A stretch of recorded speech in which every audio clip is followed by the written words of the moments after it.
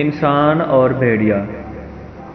بہت مشہور بات ہے کہ ایران میں سردی کے موسم میں جب بھیڑیوں کو شکار نہیں ملتا اور برف کی وجہ سے خوراک کی کمی ہو جاتی ہے تو بھیڑیے ایک دائرے کی شکل میں بیٹھ جاتے ہیں اور ایک دوسرے کو گھورنا شروع کر دیتے ہیں۔ جیسے ہی کوئی بھیڑیا بھوک و پیاس کی وجہ سے وہاں پہ گر جاتا ہے تو باقی بھیڑیے اس پر ٹوٹ پڑتے ہیں اور اس کو کھا لیتے ہیں۔ اس عمل کو فارسی میں گرگ کہتے ہیں۔ اگر ہم اس عمل کا گہرائی سے تجزیہ کریں تو معلوم یہ ہوگا کہ یہ کام بھیڑیوں کے ساتھ ساتھ کافی حد تک انسانوں میں بھی پایا جاتا ہے۔ ہم انسان بھی ان بھیڑیوں کی طرح ہی ہیں، جو کوئی کمزور نظر آئے اسی پر اپنا نشانہ بنا لیتے ہیں۔ جو جتنا حالات کا ستایا ہوا ہو اتنا ہی مزید اس کے ساتھ شدت پسندانہ رویہ بناتے ہیں۔